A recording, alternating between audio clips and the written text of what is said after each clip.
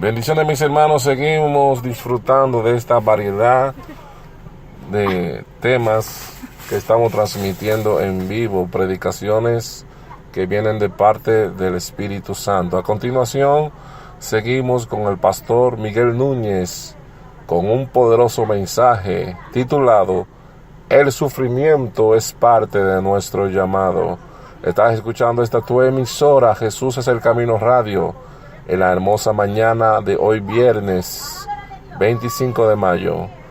Está el día precioso, soleado, hermanos, como para, ¿verdad? Y no por ahí a dar un paseo. El día está hermosísimo, soleado, está bien fresca la brisa, así es que el día está bien agradable. Así que a continuación lo dejo con el pastor Miguel Núñez con el mensaje El sufrimiento es parte de nuestro llamado. En los controles le habla su hermano Eric Arturo.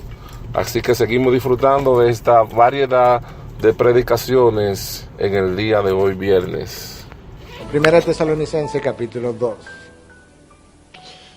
Vamos a continuar a la serie, ¿verdad?, que habíamos dejado en el versículo 13. Habíamos puesto eso la última vez que estuvimos predicando. Y ahora yo quiero leer del 14 hasta el final. Pues vosotros, hermanos, vinisteis a ser imitadores de las iglesias de Dios en Cristo Jesús, que están en Judea, porque también vosotros padecisteis los mismos sufrimientos a mano de vuestros propios compatriotas, tal como ellos padecieron a mano de los judíos, los cuales mataron tanto al Señor Jesús como a los profetas, y a nosotros nos expulsaron y no agradan a Dios, sino que son contrarios a todos los hombres. Versículo 16. Impidiéndonos hablar a los gentiles para que se salven, con el resultado de que siempre llenan la medida de sus pecados. Pero la ira ha venido sobre ellos hasta el extremo. Pero nosotros, hermanos, separados de vosotros por breve tiempo, en persona pero no en espíritu, estábamos muy ansiosos, con profundo deseo de ver vuestro rostro, ya que queríamos ir a vosotros, al menos yo, Pablo, más de una vez, pero Satanás nos lo ha impedido. Porque ¿quién es nuestra esperanza, o gozo, o corona de gloria? ¿No lo sois vosotros en la presencia de nuestro Señor Jesús en su venida? Pues vosotros sois nuestra gloria y nuestro gozo. Yo he titulado este mensaje, El sufrimiento es parte de nuestro llamado. Y lo he llamado de esa manera, valga la redundancia, por razones más o menos obvias en el texto. Yo creo que tan pronto tú comienzas a leer, tú tienes una idea de cuál es la temática de esta porción de las Escrituras. Y en ocasiones yo he mencionado esto, que yo acabo de decir, que parte del llamado del cristiano involucra un llamado especial y privilegiado al sufrimiento. Y cuando la gente me escucha, me mira, a veces como que baja la cabeza y sube los ojos así como que yo luzco raro, extraño. Otros me ponen una cara de duda. Otros me han criticado, algunos me han condenado de frío. Y yo no me molesta, ya lo he oído bastante, lo he visto bastante, pero siempre me pregunto si nosotros leemos la misma Biblia. Otras veces me pregunto si estamos leyendo los mismos pasajes, y a veces creo que ciertamente estamos leyendo los mismos pasajes, pero hay algunos de los lectores que no están creyendo lo que los pasajes dicen. No estamos haciendo lo que el versículo 13 de 1 Tesalonicenses 2 dice que los tesalonicenses hicieron, y es que ellos recibieron la palabra de Dios por lo que verdaderamente es. Y yo creo que alguna gente lee estos versículos, no los cree y por tanto no lo ha recibido como hicieron los tesalonicenses. Y eso es lo que da la impresión de que nosotros estamos leyendo dos libros diferentes. Pero déjame leerte a manera de introducción a mi mensaje algunos pasajes que quizás pudieran brindar, o sin el quizás, que van a brindar apoyo bíblico al título de mi mensaje, y que entonces sirvan ellos de plataforma para yo entonces lanzar mi mensaje si yo pudiera decirlo de esa manera. Escucha a Cristo hablando en Mateo 5, versículo 11 al 12. Bienaventurados seréis cuando os insulten y persigan y digan todo género de mal contra vosotros falsamente por causa de mí. Regocijaos y alegraos, porque vuestra recompensa en los cielos es grande, porque así persiguieron a los profetas que fueron antes que vosotros.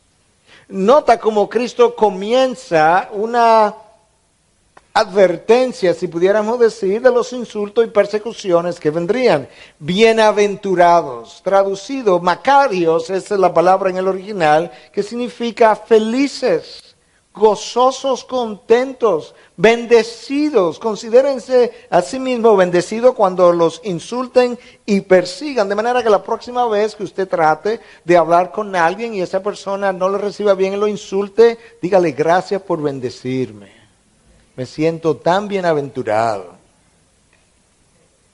Ahora escucha a Pedro escribiéndole a sus seguidores. Pedro estaba consciente de que él tenía un grupo de seguidores judíos que estaban en la diáspora, dispersos, fuera de Palestina, y que estaban bajo persecución. Y él está tratando de animarlos. Escucha este vocabulario que si no hubiese venido de Pedro, sino de mí, quizás alguien me hubiese tildado de frío o de insensible. Escucha lo que Pedro dice: amados, no os sorprendáis del fuego de prueba que en medio de vosotros ha venido para probaros, como si alguna cosa extraña os estuviera aconteciendo.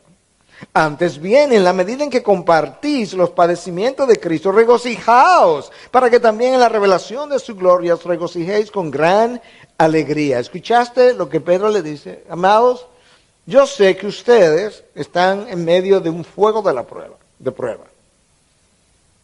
Pero ustedes están recibiendo esto con sorpresa, como si esto fuera algo extraño. Esto no es extraño, esto es común a nuestro llamado. No ha sido nunca diferente, no lo va a ser. Entiende que es parte de a lo que Dios nos ha llamado. Y si eso fuera poco, entonces Pablo le escribe a los filipenses y en el capítulo 1, versículo 29, le dice lo siguiente: porque a vosotros se os ha concedido por amor a Cristo, no solo creer en Él, sino también sufrir por Él. A nosotros se nos ha concedido, forma pasiva del verbo, se me ha dado un regalo. Se me han dado dos regalos, de hecho. Uno, el creer en Cristo. Yo no estaba buscando esa salvación. Y no buscándola se me otorgó la salvación. Y de esa misma manera se me ha concedido, tampoco estaba buscando esto otro, padecer por Cristo. Tampoco tenía una búsqueda activa, pero me concedieron, junto con la salvación, el privilegio de sufrir por Él. ¿Algún amén entre ustedes? Ok, hay un par de amenes. Padre de la gloria, te alabamos y bendecimos. Y te damos gracias porque esta es una verdad que está a todo lo largo de tu palabra y tampoco creída y tampoco aceptada. Oh Dios, sé con tu siervo, habla a través de él para que de alguna forma nosotros seamos convencidos por el poder de tu Espíritu y de la palabra, para salir con una determinación y una convicción distinta con la que entramos. En tu nombre, Jesús. Amén. Amén. El texto que yo acabo de leer pudiéramos dividirlo en dos. Del 14 al 16, la parte que tiene que ver con todo lo que es sufrimiento y demás, y del 17 en adelante hasta el final, es donde Pablo expresa con intensidad un sentido de urgencia de querer volver a los tesalonicenses. Yo asumo que es porque él está consciente del dolor por el cual ellos están pasando, aparte de lo emocional en su corazón y de la parte afectiva en él hacia ellos. Pero si tú lees el texto una y otra vez, yo creo que es más o menos obvio que el tema central del pasaje es sufrimiento. Si tú te preguntas de qué está hablando el texto, realmente es del sufrimiento. Y de ese sufrimiento hay algunas cosas que se nos dicen. Y yo quería, y así lo hice con el grupo anterior, invitarlos a que usted pueda, cuando lee la palabra, siempre hacerse dos preguntas, porque le va a ayudar a extraer mucho más de la palabra, lo va a enfocar mucho más rápido, va a evitar que usted esté yendo por las ramas y le va a aterrizar y le va a ayudar a aplicar su texto a su vida de una forma mucho más práctica y sencilla. Primera pregunta, ¿de qué habla el autor en este texto? Y segunda pregunta, ¿qué está diciendo el autor de eso, de lo que él está hablando? Ahí es donde comienza todo expositor. ¿De qué está hablando el texto? Bueno, del pastor Miguel Núñez. ¿Y qué está diciendo del pastor Miguel Núñez? Bueno, que es dominicano, que también es médico, etcétera, etcétera. Eso es justamente lo que tú puedes hacer y por eso te estoy llevando de esa manera, para que nos sirva de estudio, de enseñanza y de aprendizaje, ¿verdad?, acerca de lo que Pablo nos está diciendo en este texto a la vez. Y yo mencioné que el tema de este texto es predominantemente el sufrimiento. Y tú podrías preguntarme, ¿y cómo tú llegas a esa conclusión? Primero, tú lees el texto varias veces. Y en segundo lugar, presta atención. Versículo 14, presta atención a estas palabras. Padecisteis, sufrimientos, padecieron. Versículo 15, mataron, expulsaron, son contrarios. Versículo 16, impidiéndonos. Es obvio que el tema en los primeros 3 versículos ya es aflicción, tribulación, dificultad, problemas. Ese es el tema de lo que está hablando. Pero ahora yo veo el texto y me doy cuenta que el texto tiene un comienzo y la primera palabra con la que el texto inicia es con la palabra pues. Pues es una palabra conectora, como entonces, por tanto, por consiguiente. Y si es una palabra conectora, yo tengo que pensar que lo que sigue al pues tiene cierta relación con lo que antecede al pues. Yo pasé por su oficina y usted no estaba, pues entonces me fui al supermercado. El ir al supermercado tiene algo que ver con el hecho de que yo no estaba en la oficina. Pues de esa misma manera, tú ves este texto y yo veo un pues aquí y yo entonces subo y veo qué dice inmediatamente antes. Y resulta que en el versículo 13 el apóstol Pablo les dice que ellos cuando recibieron la palabra de Dios, la recibieron tal como la palabra es y no como la palabra de hombres. El hecho mismo de que ellos abrazaron la palabra por lo que la palabra es, el hecho de ser fieles a la palabra de Dios es precisamente la razón por la que ahora están sufriendo. Si ellos hubiesen sido cristianos carnales, si hubiesen aceptado la palabra como palabra de hombres y por tanto la aplican a veces pero la violentan otras veces, ellos no hubiesen estado pasando por ninguna dificultad. Por el hecho de tomar la palabra tan seriamente como ellos la tomaron, es justamente lo que hace que ellos se conviertan en estas personas que pasaron por dificultades. Escucha, versículo 14. Pues vosotros, hermanos, vinisteis a ser imitadores de las iglesias de Dios en Cristo Jesús, que están en Judea, porque también vosotros padecisteis los mismos sufrimientos a manos de vuestros propios compatriotas, tal como ellos padecieron a manos de los judíos. En el versículo 6 del capítulo 1 ya Pablo les había dicho que ellos habían llegado a ser imitadores de Pablo y del Señor Jesús porque recibieron la palabra con mucha aflicción. Pero ahora les dice que ellos llegaron a ser imitadores de las iglesias en Judea, las iglesias de Dios en Cristo Jesús que están en Judea, porque también vosotros, ustedes, padecisteis los mismos sufrimientos a mano de vuestros propios compatriotas. Nota cómo estas iglesias son calificadas, son las iglesias de Dios. Él las pensó, las orquestó, las creó de antemano como buenas obras para que anduviésemos en ellas. Las iglesias no son de los pastores, son de Dios. Las iglesias son en Cristo Jesús o no son iglesias. Hay iglesias que se llaman iglesias, pero no están en Cristo Jesús y por tanto no son iglesias. Él las compró, Él las pastorea, Él las sostiene, Él las alimenta. Y ahora entonces Pablo nos está diciendo que estos hermanos de la iglesia de Tesalónica sufrieron las mismas cosas que los hermanos de las iglesias en Judea. Y el texto no nos dice cuáles fueron esos padecimientos de las iglesias de Judea, pero sabemos por la historia que hubo varias persecuciones a las que ellas fueron sometidas. Para comenzar, en la época de la década de los 30, Pablo estaba persiguiendo a la iglesia, hasta que finalmente el perseguidor se convierte en un hombre perseguido. Pero luego, posteriormente, en la década de los 40, el rey Herodes Agripa I estaba persiguiendo a los cristianos y decapitó a Jacobo. Eso está en el libro de los Hechos, el hermano de Juan, el primero de los apóstoles decapitado. Y luego trató de hacer lo mismo con Pedro, excepto que Pedro fue salvado por un ángel. Ustedes recuerdan eso, que la iglesia estaba orando para la liberación de Pedro. Un ángel se le aparece, lo saca de la cárcel. Pedro va y se aparece entonces en la casa donde estaban orando, toca la puerta, envían a una criada, la criada abre la puerta y le cierra la puerta en la cara a Pedro y se va y le dice, ¿es Pedro que está ahí? Y le dice, no, no puede ser. ¿Ustedes estaban orando por su liberación? Y eso fue bajo el rey Herodes Agripa I en la década de los 40.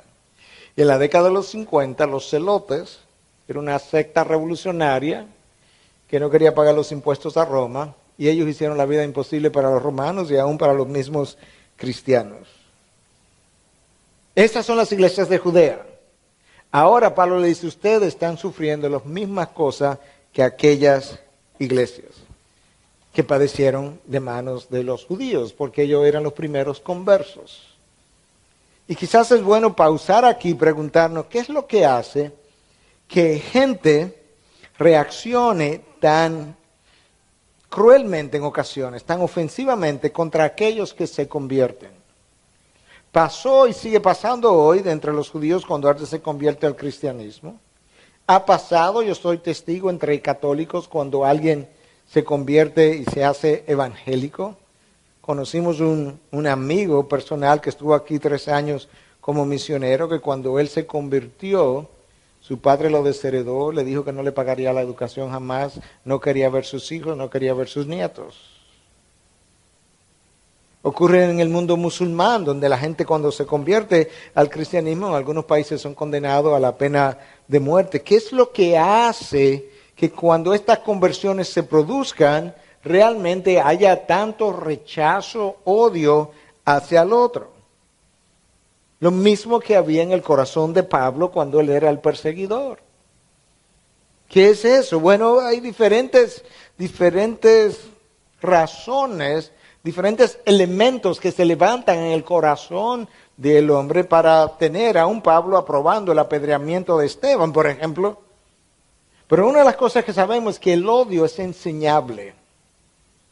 El rechazo hacia una persona o grupo de personas puede ser aprendido por alguien. Y yo recuerdo que estando muy joven, de hecho, apenas estaba conociendo a mi esposa, cuando en ese momento, hará de esos 33 años ya, en ese momento yo tenía un cierto rechazo hacia los judíos y un día mi propia esposa me preguntó que cuál era la razón y lo hizo de una manera inocente y yo no supe cómo responder. Y ese día yo caí en cuenta que yo tenía un rechazo infundado hacia un grupo de personas porque yo no podía ni siquiera responder la interrogante que se me había hecho. El odio puede ser enseñado y eso es una de las razones. En otros casos, lo que ocurre es que cuando alguien abraza la fe cristiana, por ejemplo, los otros que se quedan atrás se sienten rechazados. Se sienten como si el otro le estuviera diciendo, no, ahora yo soy superior a ti. Y lamentablemente muchas veces el convertido, eso es como se comporta y hace sentir al otro como superior y lo descalifica. Otras veces lo que ocurre es que mientras yo pertenezco a un mismo grupo de personas dentro de una religión, a veces yo me siento en control de ellos, pero cuando se convierten y se me van de las manos, como que yo siento que pierdo el control y el orgullo humano no tolera a otro fuera de control. Es algo que es contrario a las fibras de nuestro corazón. Pero yo tengo que recordar que cuando yo rechazo u odio a otra persona, esa persona no lo ha puesto en mi corazón. Es algo que mi naturaleza humana siembra en el corazón, lo cultiva, lo fertiliza y lo hace crecer. Es algo que depende de mí, que está en mí, en mi condición caída. La realidad es que pocas cosas levantan las pasiones tanto como los cambios de religiones. Y no sabemos en este texto exactamente por qué cuáles eran los sufrimientos por los cuales estos hermanos estaban pasando, pero sin lugar a duda tenía que ver con la manera como ellos abrazaron la palabra de Dios, cómo la estaban viviendo, cómo se habían convertido en modelos para las iglesias de Macedonia, de Acaya y aún mucho más allá, y cómo ellos estaban entonces siendo perseguidos. Escúchalo otra vez. Vosotros padecisteis los mismos sufrimientos a mano de vuestros propios compatriotas, tal como ellos padecieron a mano de los judíos. Versículo 15, los cuales mataron tanto al Señor Jesús como a los profetas, y a nosotros nos expulsaron, y no agradaban a Dios, sino que son contrarios a todos los hombres. En este texto, Pablo, por primera y única vez, responsabiliza a los judíos de manera directa de la muerte del Señor Jesús. Y dice, ellos no solamente mataron al Señor Jesús, mataron a los profetas que vinieron antes de él, y conmigo nos expulsaron. El texto no nos dice a qué situación en particular Pablo se estaba refiriendo con relación a su persona, pero él dice, nos expulsaron. Y podemos hablar un poquito acerca de eso, pero si volvemos a preguntarnos cuáles fueron las razones por las que esta gente mató a los profetas anteriores, y mató también al Señor Jesús, al último de los profetas, al Hijo de Dios mismo, yo creo que la misma palabra nos informa. Por un lado, la predicación y la enseñanza de estos profetas y del Señor Jesús puso o desafió el régimen político religioso del momento, como lo hizo Martín Lutero. En segundo lugar, amenazaban sus tradiciones. Cristo mismo le dijo a los escribas y fariseos, vosotros invalidáis la palabra de Dios a causa de vuestras tradiciones. Se sentían amenazados. En otros casos, ellos pusieron de manifiesto la hipocresía del judaísmo del primer siglo, y en otros casos la amenaza fue que estaban perdiendo adeptos, seguidores. Todo eso se conjugó para que finalmente estos judíos a lo que Pablo se refiere mataran a los profetas anteriores y mataran al mismo Señor Jesús. Pero tú comienzas a ver de una manera más clara que ciertamente el sufrimiento es parte de nuestro llamado. Y alguien pudiera preguntar, ¿pero por qué? Yo no sé si usted alguna vez le ha preguntado a Dios, yo sé que yo lo hice en una ocasión, pero ¿no hay otra forma de hacer avanzar el reino de los cielos? ¿No hay otra forma de que se pueda predicar el Evangelio y el reino de los cielos avanzar sin que parte del llamado implique el sufrimiento? Yo no estaba esperando una voz audible, pero yo entendía que de alguna manera Dios me iba a guiar a la respuesta, y la respuesta es profunda, es compleja, es difícil de explicar, pero es esta: no. O podemos dar una respuesta más acorde con el carácter de Dios. Y yo la voy a dar a partir de las palabras de Spurgeon. Escucha. Porque si tú entiendes y bajas estas palabras de tu mente a tu corazón, tú jamás volverás a preguntarte, ¿por qué a mí? ¿Por qué yo? ¿Por qué ahora? Escucha. Si hubiera alguna otra condición mejor para ti que la condición en la que tú te encuentras ahora, el amor divino te hubiera colocado allí. Déjame repetir eso para aquellos de nosotros que somos un poquito más lentos. Si hubiera alguna condición mejor para ti que la condición en la que tú te encuentras ahora, el amor divino, divine love, te hubiera colocado allí.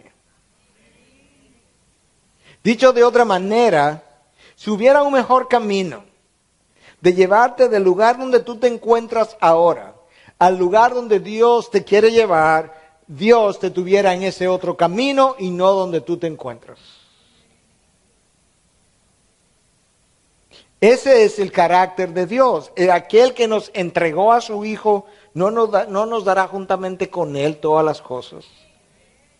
Yo estoy donde estoy porque yo necesito estar donde estoy. Porque no hay otro mejor camino para llegar donde Dios me quiere llevar que el camino donde yo me encuentro en cualquier momento de mi vida.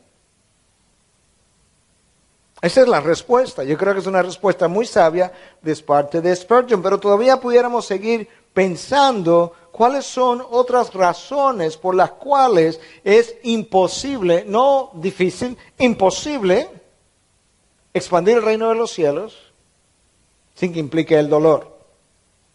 Bueno, ya Dios lo diseñó y como Dios diseña todo lo que es mejor y todo lo que es perfecto, ya yo sé que es imposible hacerlo de una mejor manera que esa. Pero yo tengo que recordar que nosotros vivimos en territorio enemigo, en buen lenguaje vernacular, en territorio apache.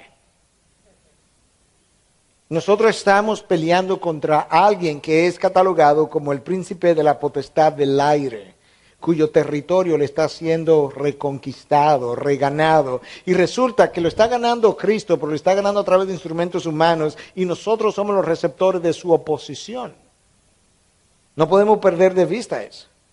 Lo peor de todo es cuando ese enemigo logra usar uno de los miembros, uno de los soldados del ejército de Dios para dispararle a otro de los soldados del ejército de Dios, como hizo con Pedro cuando se opuso a Jesús camino a la cruz. Yo tengo también que observar que realmente las persecuciones, dificultades y aflicciones representan un filtro para los cabritos. Los cabritos no toleran las dificultades del camino. Y las ovejas tampoco lo tolerarían. Perseveramos porque Dios nos hace perseverar. Pero si hay algo que la palabra del sembrador nos enseña es justamente que hay una semilla que cae junto al camino y que luego poco tiempo después pues se seca, y cuando Cristo da la explicación dice, esos son los que reciben la palabra con gozo, pero cuando llega la aflicción y las dificultades del mundo, se apartan. Porque no eran ovejas. Sirven de filtro. Las dificultades también y la tribulación alejan a los falsos profetas.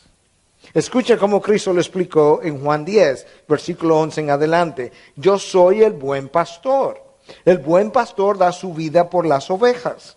Pero el que es un asalariado y no un pastor, que no es el dueño de las ovejas, ve venir al lobo y abandona las ovejas y huye, y el lobo las arrebata y las dispersa. Él huye porque solo trabaja por el pago y no le importan las ovejas.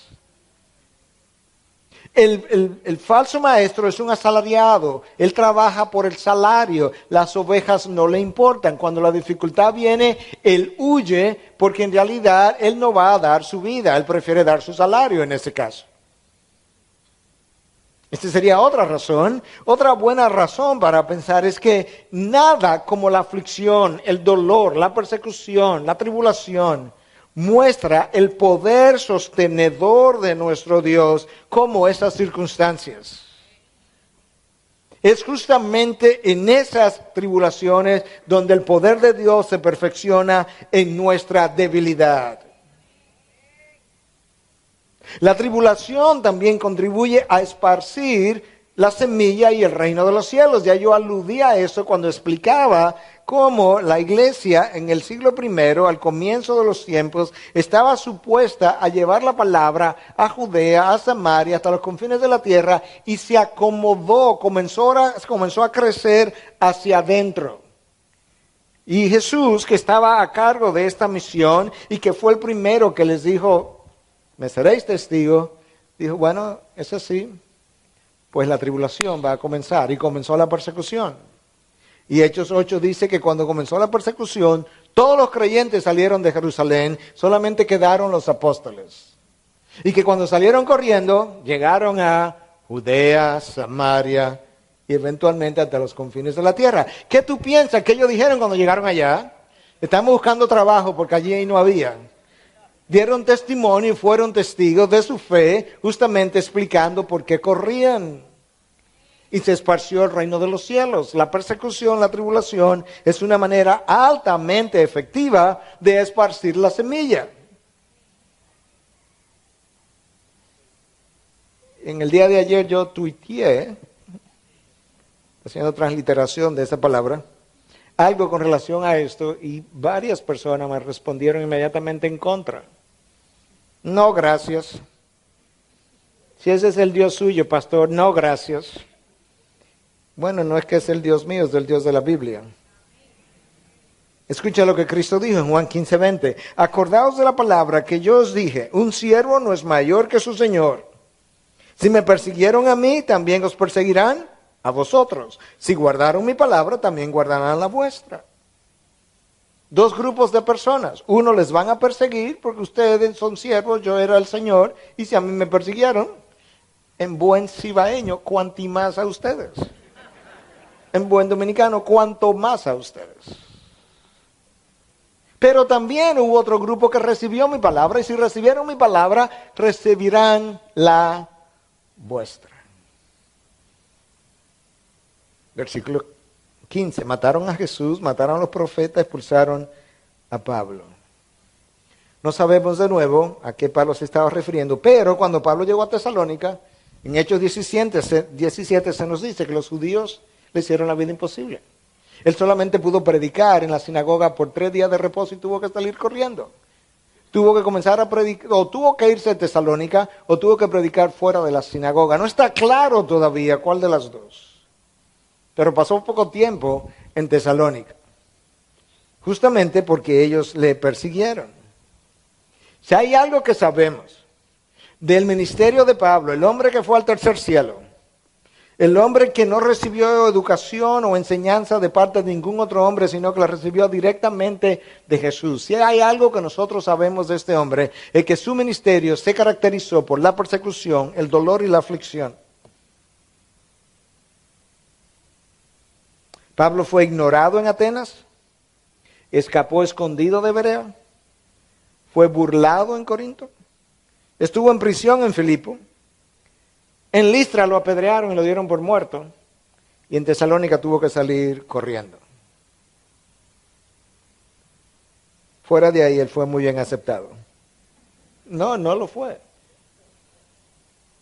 Pero ahora nosotros leemos en el texto que Pablo está teniendo oposición de parte de los judíos, no solamente acerca del proselitismo con los judíos, sino del proselitismo con los gentiles, versículo 16, impidiéndonos hablar a los gentiles para que se salven, con el resultado de que siempre llenan la medida de sus pecados. Yo comentaba esta mañana que en Dubái hay una iglesia reformada que tiene 1,000 personas o 1,000 y pico de personas los domingos en la mañana, y sin embargo tú no puedes predicar a los musulmanes allí, pero la razón es que a esa iglesia van una cantidad de personas internacionales y hasta el día de hoy se le permite predicar a los internacionales pero no a los musulmanes. Imaginémonos que en el día de mañana se pase una ley que impida predicarle a los internacionales también. Es parecido a esto que estaba ocurriendo aquí. Ellos no solamente no querían ahora que le predicáramos a los judíos, sino que nos impidieron hablar a los gentiles para que se salven. Ni lavaban ni prestaban la batea. Y esta es la condición en la que Pablo se encuentra. No querían la salvación de nadie, no querían nada bueno ni para uno ni para los demás. Los judíos odiaban a los gentiles. Y algunos decían incluso que Dios había creado a los gentiles para mantener el fuego vivo del infierno. Pero quizá parte de la molestia con Pablo es que si Pablo dejó de alcanzarnos a nosotros, dejó de ministrar, de trabajar entre nosotros, parece que él está considerando a los gentiles, a quienes ellos odiaban, mejor que nosotros. Pero el resultado es que la salvación entonces no podía llegar hasta ellos, porque usted conoce la fórmula. ¿Cómo van a invocar de quien no han oído? ¿Y cómo van a oír si no hay quien les predique? ¿Y cómo van a predicar si no hay quien les envíe? De ahí la necesidad de que nosotros como iglesia podamos enviar, porque esa es la fórmula de evangelizar al otro, esa es la manera como ocurre. Y entonces, junto con toda esa oposición que ellos estaban ofreciendo, escucha cómo lo dicen, siempre llenan la medida de sus pecados. Esa es una frase peculiar, porque en el original la implicación, la idea es como que, imagínate una taza que está siendo llenada y como que hay una cantidad de pecado que ya que rebosa la taza. Como que Dios tiene una paciencia para tolerar el pecado, tiene una misericordia que Él extiende hasta un límite y llegado ese límite, entonces llega la ira de Dios. Y esa es una idea que está en más de un libro de la Biblia. De hecho, en el libro del Génesis, cuando Dios llamó a Abraham y le promete que le daría la tierra prometida, junto con eso le dice, pero tus descendientes van a estar en Egipto. Y van a estar en Egipto por 400 años. Y no van a entrar a la tierra prometida. Y le dice la razón por la que no iban a entrar a la tierra prometida hasta 400 años después. Yo te lo voy a leer para que tú puedas entender esto de la medida de su pecado, de que llenan la medida de su pecado. Génesis 15, 16. Y en la cuarta generación ellos regresarán acá, a la tierra prometida. Porque hasta entonces no habrá llegado a su colmo la iniquidad de los amorreos. Los amorreos, los cananeos, los jebuseos y todos los demás feos estaban ahí en la tierra prometida. Y estaban pecando contra Dios. Y Dios estaba teniendo paciencia. Y Dios le estaba extendiendo misericordia. Y ellos estaban llenando la copa de la ira de Dios hasta que su pecado llegó a su colmo. No van a entrar hasta 4 generaciones después, porque entonces habrá llegado a su colmo la iniquidad de los amorreos. Y entonces yo voy a traer a mi pueblo y mi pueblo los va a desplazar como parte de mi juicio. Eso es como ocurrió literalmente. Y en este caso, Pablo está diciendo que lamentablemente estos opositores del Evangelio también están llenando la medida de su pecado. Y de hecho agrega, pero la ira ha venido sobre ellos hasta el extremo. Tiempo pasado, como que él se está refiriendo a algo que ya pasó, pero prácticamente todo estudioso está de acuerdo que esto apunta a algo también como peor que vendría. Pero si fue algo que ya pasó, una de las posibilidades es que Pablo se estaba refiriendo a la expulsión de todos los judíos de la ciudad de Roma que ocurrió bajo el emperador Claudio, en el año 49. Es por esa expulsión que Priscila y Aquila llegan a Éfeso y conocen a Pablo. O quizás se estaban refiriendo a una masacre que ocurrió en Jerusalén, ya no en Roma, de miles de judíos en el mismo año 49. O quizás algunos piensan que se debió a una represalia en los años 44 al 46, que también ocurrió en Jerusalén debido a una revuelta que se había producido. De todas maneras, quizás se refiere a todas ellas. Pero lo que Pablo está diciendo es que hay una paciencia, hay un pecado, hay una iniquidad que Dios tolera hasta un punto, pero llega un momento en que la ira de Dios entonces se desborda y es el tiempo del juicio. Pero hasta ahí, que es la primera parte del texto que leímos, hasta ahí nosotros podemos ver con cierta claridad que claramente el llamado a la fe cristiana involucra un llamado al sufrimiento. Hay una cantidad de dolor, aflicción, tribulación, por lo que la iglesia tiene que pasar a partir de este momento hasta que se complete el plan de redención. Pablo lo anuncia y lo anuncia con palabras de cierto regocijo cuando le escribe a los colosenses. Escucha cómo Pablo lo dice en 1:24. Colosenses 1, versículo 24. Ahora me alegro de lo que sufro por ustedes. ¿Escuchaste? A veces nosotros estamos dispuestos a sufrir por nosotros. Eso no es lo que Pablo está diciendo. A veces estamos dispuestos a sufrir por otro, pero de manera resignada, diría en inglés reluctant, como en contra de mi voluntad.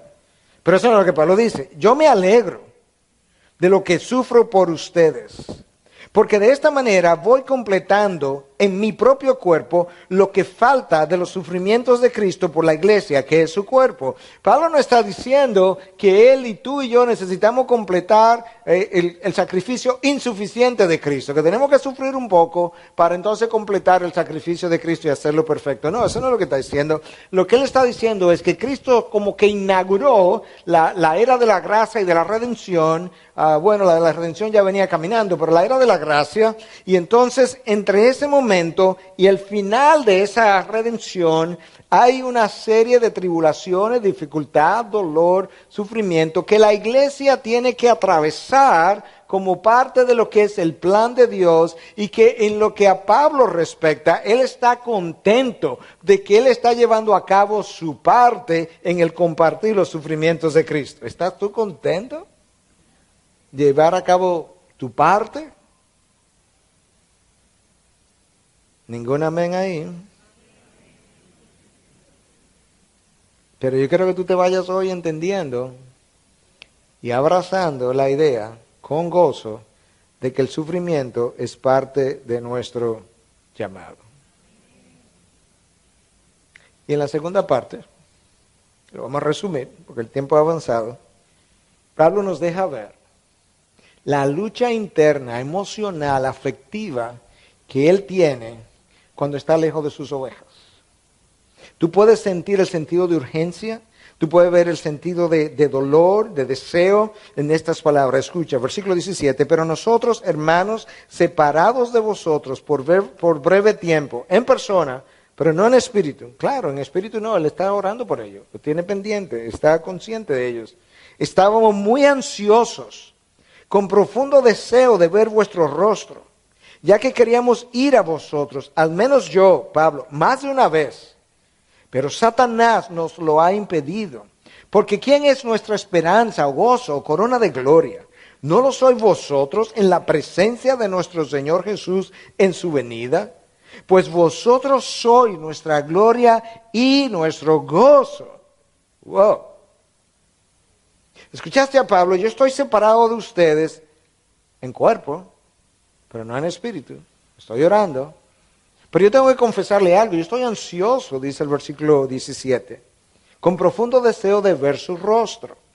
Yo creo que dado los versículos anteriores, no es simplemente la parte afectiva, emocional de Pablo que está aquí jugando un rol. Yo creo que él también, aparte de que los ama, está consciente del dolor, la aflicción por la cual ellos están pasando, y él como veterano de aflicción quiere regresar, quiere animarlos, quiere fortalecerlos, quiere inyectarles cierta esperanza, lo cual nos dice que nosotros nos necesitamos unos a otros. Pero tú puedes ver el corazón pastoral de este hombre, que él tiene una lucha interior, él tiene un llamado y una lucha interior. El deber lo llama a ir, y él planta iglesias en diferentes lugares, en Éfeso, en Tesalónica, en Corinto, en Galacia, en Colosa, etcétera, etcétera. Pero al mismo tiempo, luego que se va y piensa en sus ovejas, él tiene una lucha, él quiere regresar, y a veces logró hacerlo, a veces no pudo regresar y tuvo entonces que enviar a un Timoteo, como ocurrió en Tesalónica. Pero tú puedes sentir la pulsación del corazón pastoral de este hombre, que cada vez que yo lo leo, quiero seguir leyendo porque produce convicción en mí. Y dice, ya queríamos ir a vosotros. Al menos yo, Pablo, como quien dice, yo no sé Timoteo, yo no sé Silas, yo no sé otro, pero yo, personalmente yo, como decimos aquí. Más de una vez yo quería regresar, pero Satanás nos lo ha impedido. Pablo está consciente de que estamos en medio de una lucha espiritual. Y tú y yo tenemos que estar conscientes de eso. Lo que tú no ves a Pablo es reprendiendo un demonio en cada esquina. ¿Sabes por qué? Porque Pablo sabe que si él está teniendo oposición de parte del reino de las tinieblas, Dios lo ha permitido. Si hubiese habido un mejor camino para llegar a Tesalónica sin la oposición de Satanás, Dios hubiese tenido a Pablo en ese otro camino y no donde Pablo estaba. La realidad es que nosotros estamos en medio de una lucha y batalla espiritual, pero la batalla la controla nuestro Señor, no Satanás. Nosotros no tenemos nada que temer, no tenemos nada por qué retraernos, no tenemos nada que arrebatarle al enemigo porque Él no tiene nada en sus manos. Mi vida está en las manos de mi Señor. De manera que la canción, como hemos dicho otras veces, de arrebato y arrebato, es una canción completamente hereje. El enemigo no tiene nada en sus manos que me pertenezca a mí. Lo que yo tengo le pertenece a quien me compró. Y Cristo determina hasta dónde llega la oposición. Y para cerrar, Pablo, escucha Pablo, porque ¿quién es nuestra esperanza o gozo o corona de gloria? ¿No lo sois vosotros en la presencia de nuestro Señor Jesús en su venida? Pues vosotros sois nuestra gloria y nuestro gozo. Pablo no está diciendo, yo me glorío en lo que yo he hecho. Eso no es la idea, el sentir de Pablo. La idea detrás de esto es como alguien que está corriendo una carrera y al final tú recibes una medalla, tú recibes una hoja o un ramito de laurel como parte de que ganaste la carrera. Pablo lo que está diciendo es, en la venida del Señor, vosotros seréis mi laurel. Vosotros seréis mi corona. Dios los salvó, lo hizo a través de mí, pero ustedes son parte del testimonio de que mi labor no fue en vano. Y cuando yo me pare, si yo pudiera visualizarlo de esta forma, delante del Señor y los tesalonicenses estén ahí y yo los vea porque ustedes recibieron verdaderamente salvación y perseveraron, mi gozo será completo. Y yo me sentiré como lleno de gloria, no en el sentido orgulloso de la palabra, sino que yo me voy a sentir tan lleno de satisfacción al verlos a ustedes, que yo puedo decir ahora, vosotros sois mi gloria, mi corona y mi gozo. Y el año pasado, leyendo Tesalonicenses, que lo había leído en múltiples ocasiones, porque es una carta que yo quise hacer hace varios años y cada vez que la planificaba, de alguna manera Dios la posponía.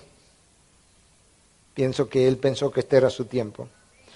Pero reflexionando sobre Tesalonicenses, y pensando en este corazón que Dios había formado en Pablo, yo decía, Dios, así como Pablo siente, eso es como yo quiero sentir. Y yo puedo testificar que ciertamente en el día de hoy, en esta parte que estoy hablando ahora, es así. Cuando yo voy a la foto que mostrábamos del grupo que está en Louisville hace un rato, yo quería regresar. Pero cuando estaba allá, quería regresar aquí a ustedes. Porque quería ver su rostro, quería sentir su presencia, quería sentir su calor y quería sentir su abrazo. Y yo sé que ustedes no son pastores, pero tú puedes tener el mismo corazón. Donde tú puedas tener una mejor identificación con el hermano de tu iglesia local, donde él te haga falta, donde tú estés ahí para él, donde tú tengas y quieras realmente volverlo a ver, abrazarlo, sentir su calor y nosotros poder decir, Señor, yo quiero volver a ver a mis hermanos. Sí, en el proceso del trabajo ocurren cosas. Paul Tripp decía que el ministerio es messy work, es un trabajo sucio. En el sentido de que en el camino a la salvación nos caemos, pecamos, nos ensuciamos. Y fue así en la iglesia de Corinto, fue así en la iglesia de los Gálatas. Fue así en las 7 iglesias de Asia Menor que son corregidas, disciplinadas en Apocalipsis. Mal de muchos no es consuelo de todos, pero ciertamente sí nos deja ver que a pesar de las caídas, a pesar del messiness, a pesar del tollo que a veces vemos, el trabajo de Dios es precioso. El trabajo de Dios es preciado. El trabajo de Dios en sus ovejas es como oro, que Él está limpiando, que Él está refinando. Y que yo necesito ciertamente ver ese trabajo de la manera como Pablo llegó a verlo. Vosotros sois mi gozo, mi corona, mi deleite. Esos son. Y yo le decía al equipo de IBE, Integridad, Sabiduría, y se lo puedo decir a ustedes, porque me propuse, entre otras cosas, hacer cosas diferentes en este año. Ojalá usted lo pueda hacer. Me he dicho a mí mismo 1000 veces, no más de lo mismo, no más de lo mismo, no más de lo mismo. Y una de esas cosas que me propuse es poder comunicar lo que Dios va haciendo en mi corazón a las ovejas como Pablo lo hizo. Y en esta mañana hago lo mismo que hice con el equipo de IBE, Integridad y Seguridad, es comunicarle que ciertamente ustedes son mi gozo, y mi corona y mi deleite. Y que cuando estoy fuera quiero ver lo que están en Louisville, pero cuando estoy en Louisville quiero correr y verlos a ustedes. Ustedes son mis compañía, mis compañeros del camino. Y gracias les doy a cada uno de ustedes por estar aquí y por amarnos.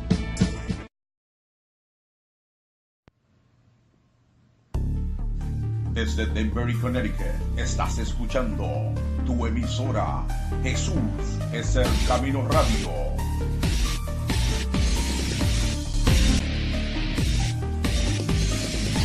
Lo mejor aún está por venir.